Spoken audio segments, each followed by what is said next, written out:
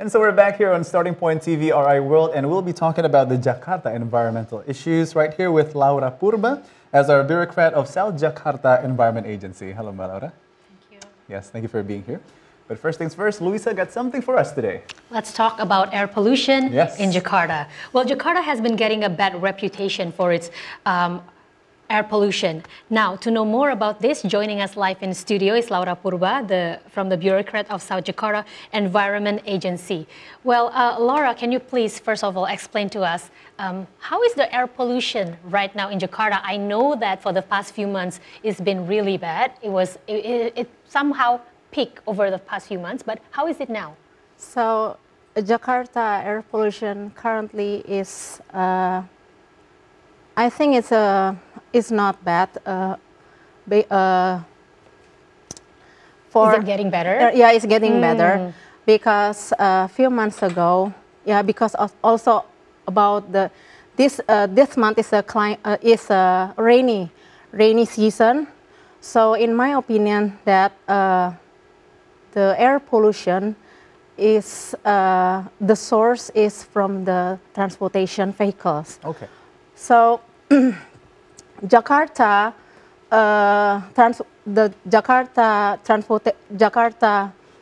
pollutions is caused from substance such as nitrogen source, hydrogen source, and fulcals, which is caused the air pollution and damage the layer of ozone. Okay. Okay, so the mainly cause is from transportation. Okay, now let's study a bit about the environmental issues that Jakarta is facing at the moment. Let's take a look. Here it is.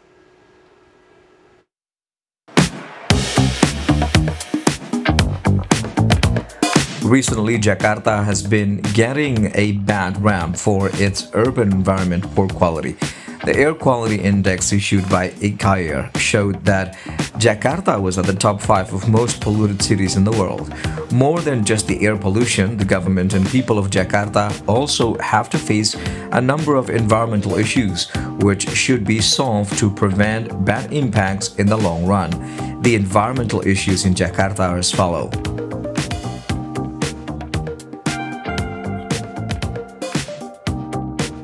First, water pollution. Because the rivers in Jakarta have become the final dump for industrial and domestic waste, the high level of pollution threatens public health and biodiversity-rich water ecosystem. Second, waste problem in Jakarta has become more complicated due to rising population growth and rapid urbanization. The waste management system in the capital city is yet to be optimal, causing piles of garbages in several areas and disrupting the cleanliness and public health.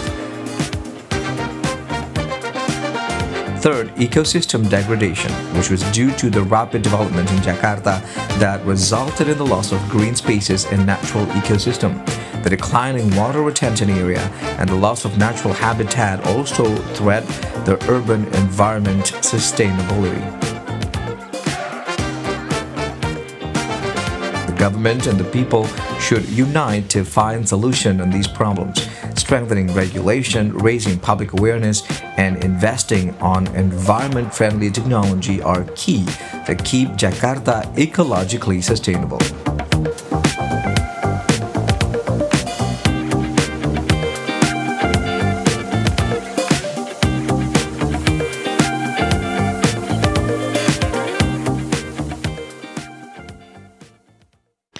Well, watching that short video clip right there, it's somewhat saddening, to watch. I mean, we're living in the capital city of Indonesia. We have all these high-rise buildings, and yet we still cannot tackle the problem of pollution and all those, we have air pollution and we have trash pollution, especially that last bit of all the trash piling up like a mountain in Bantar Gebang, I assume.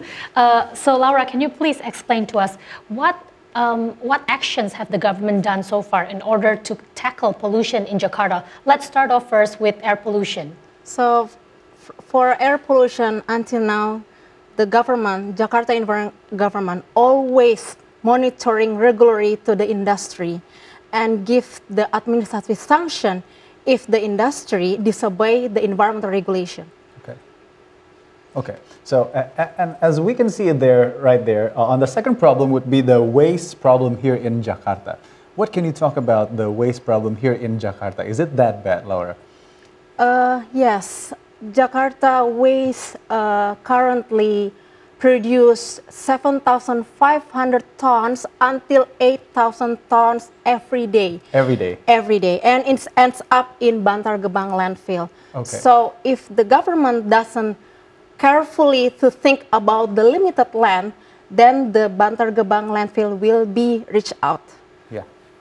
Well, Laura, you mentioned just now that the government have placed some regulations and have already given sanctions for the industry that have not followed the proper regulation that is causing all this pollution in Jakarta. But how effective has this regulation has been? Because at the moment we still see that the air pollution in Jakarta is still going up and down, and then we still see trash all around Jakarta. It hasn't been very much effective, is it? But actually, in my opinion, it's effective because not every industry who made the pollution is blow up in the media. Okay. So, for example, PLTU in Jakarta is closed, and that is one of the government's solution for reduce the air pollution. But how do we make it better? How do we make it even more effective? Okay, I think for the residents is to use public transportation. Okay. And do the test emissions, because the governments give free for testing emissions in the environment agency or the sub-environment agency every day. Well, we know that at the moment we have, the Transjakarta buses going around Jakarta. We also have MRT and also LRT going out of Jakarta. But so far, the number of citizens moving towards the public transportation system is not that much yet. Why do you think? Yeah, because I think many people like to use motorcycle because comparing to the ticket price, it's maybe it's the same with buying gasoline. But if the government give a socializing about how effective to use public transportation to reduce the air pollution, maybe the people or the residents will obey the regulation in Jakarta. So you think that the government should do more socializing to encourage Indonesian Jakartans to use public transportation? That is how to fix air pollution. Yes, yes. One of the solutions to reduce air pollution is to socializing the regulation, how important to use public transportation. Okay, let's take note on that. 2024, use public transportation. There you go. And back again to the waste problems here in Jakarta. You mentioned about 8,000 tons of trash are being compiled every day. Now, if we compare it to the previous years, how's the data been going so far, Laura? Is it increasing at the moment or is it getting better? So, due to the highest population in Jakarta, I think it's the same. Yeah? But the government has effectively to get the strategic solution to reduce the waste. For example, now in this year we have we use the RDF technology to reduce waste. So RDF technology is the best solution technology for converting waste to energy. Okay. And then RDF technology, or we call it reduced fuel energy, is for converting waste to be a cement. Oh, wow! So it converts waste to be a cement that can be used. Yes. For building materials. Yes. Okay. So yeah, Jakarta Environment Agency also have a cooperation agreement with cement company. Okay. One of the biggest cement in Indonesia. Okay. Okay. Laura, I mean, I've been to other countries outside Indonesia, and I know how they like to socialize and encourage their citizens to properly throw away their trash, and it's all like accordingly, like plastic waste, and then paper waste, organic, non-organic. That has not been implemented very much in Jakarta. Why do you think so? I think because, yeah, we need more socializing to the residents, because how to separate the waste. Sometimes when I ask to one of my relatives, yeah, they don't really understand, because they said that if I separate in blue, red, or in green, and then why the waste is picked up in one dustbin? Yeah, it's gonna be combined together. Again. So, yeah, so yeah, I mean that if you want to study more about why we need to separate this waste, and especially plastic, because plastic can be burned in thousands of years. Yes. Plastic is very bad to reduce.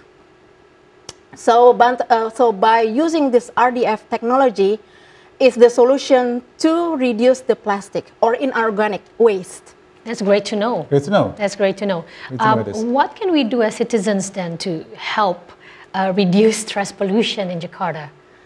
First of all, I think that's by using recycled bag. If you go shopping to mall or to supermarket, now the mall or supermarket not provided plastic bag, right? Bags. So that is one of the solution. Because for approximately 2 years, yeah, the residents is indeed to know how this can be transferred, this knowledge to be transferred in Jakarta. And I think we need to reduce waste, for example, by using bottle recycle, or we bring tumbler when we go to office. That is true. That is true, though. I mean, it starts little, but if everybody is doing it, we are actually really saving saving the environment. Yes. Now, if we talk a bigger map, Laura, we're talking about Jakarta just now. How about the areas here in Indonesia?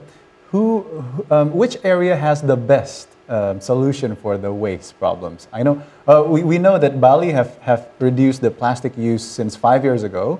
Jakarta maybe for 3 years ago or 2 years ago effectively. But which area have implemented the waste management problem the best, according to you? According to my experience, Jakarta is the best. Oh, Jakarta is the best. Yes, because we used the first time RDF technology for reduce the waste, and also in this year in Rorotan, we also used RDF technology. So this is the effectively cost and effectively time to reduce the waste. Okay, so back to the RDF technology again. Laura, can you please explain to us how does the office collaborate with other relevant stakeholders to address all these pollution concerns, air pollution as well as waste management? Do you mean like, for example, like Pertamina. Pertamina, we have a collaboration with Pertamina programs. Is a social and environmental conservation. So the focus is organic waste management, integrated with plant, and also inorganic waste management, which this focus on plant tree in Bantar Gebang area, and also for school Tunas Alam. Tunas Alam. Okay. Tunas Alam. Can you share a bit about the school and Tunas Alam further, Laura? Because sorry, because I don't know. I did attend in that program. Okay, all right, okay. And if you can share more about how does the Jakarta offices work with local communities? Is there any sort of like programs you have going on to socialize about waste management, how to do waste management better, and how to reduce air pollution in Jakarta? Yes, I've been invited for socializing with the member of representatives to socializing how to put the plastic properly.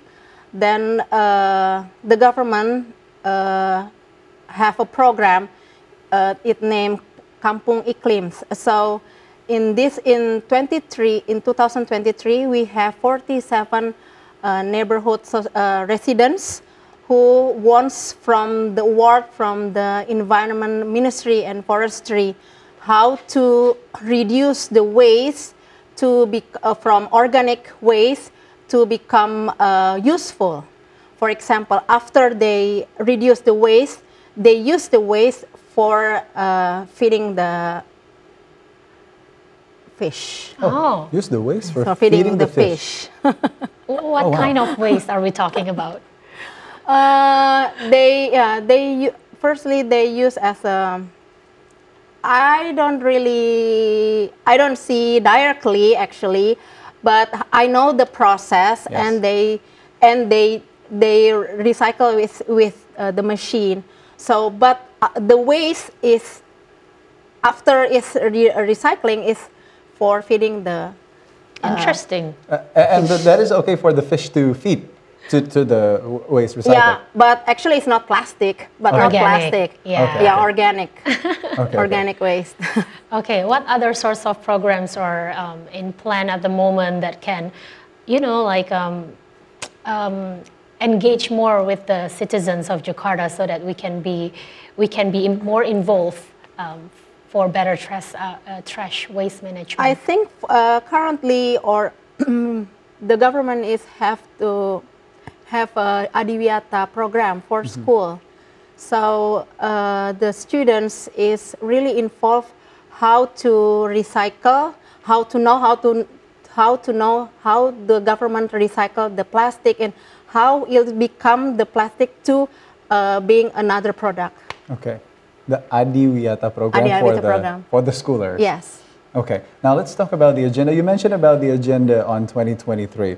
How about from the bureaucrat of South Jakarta Environment Agency, what agendas are there, if you can spill it out for us here in 2024 this year, about the environment, of course? Okay, first of all, South of Environment Agency in Jakarta is the best for reduce waste. Okay. Because we effectively reduce waste in TPS T3. It's like it's a place for people or residents who is inside of the TPS 3 can't burn the waste, the inorganic waste, and then how to separate the waste to bring to Bantar Gebang. Okay. So, yeah, and then in South Jakarta, we also make the best law enforcement for the industry, and also for like restaurant and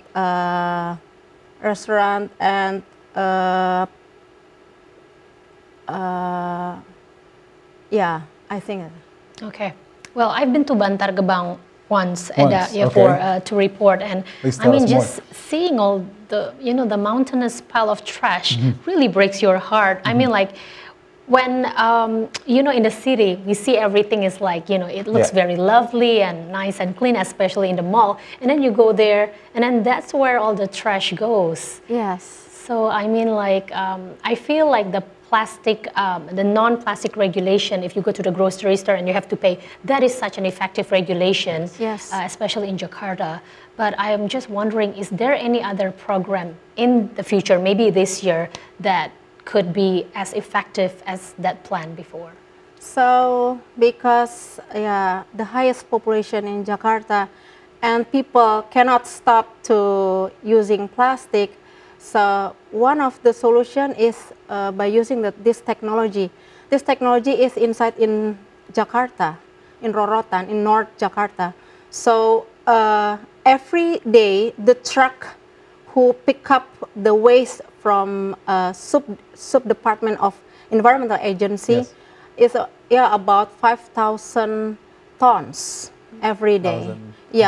This pickup is from malls, from office, from all the in Jakarta. So Jakarta, we have a plan to use this RDF technology. Okay, we're looking forward to how that RDF technology is going to work and how effective it's going to be in changing from waste to cement. Yeah. Yes. Yeah. Yes. And one last thing, Laura, from the bureaucrat of South Jakarta Environmental Agency, do you have any messages to the viewers about how we can be clean to the environment? Go ahead. Okay, so I think that we have to keep this Jakarta as a clean, and Jakarta Making Jakarta clean. Making Jakarta clean. Really, I mean, it's a lovely city, and Yes. we don't want trash to be, you know, like piling everywhere. Piling everywhere, Yes. really. I mean, Okay. yeah. Well, Laura Purba from the bureaucrat of South Jakarta Environment Agency, thank you so much for being here with us on Starting Point, and we'll be looking for updates regarding this RDF technology. Very Yes, exciting. Of course. Thank you for the talks, and we'll be continuing our Starting Point on the next segment. We'll be taking you to Mexico, so stay tuned right here on TVRI World.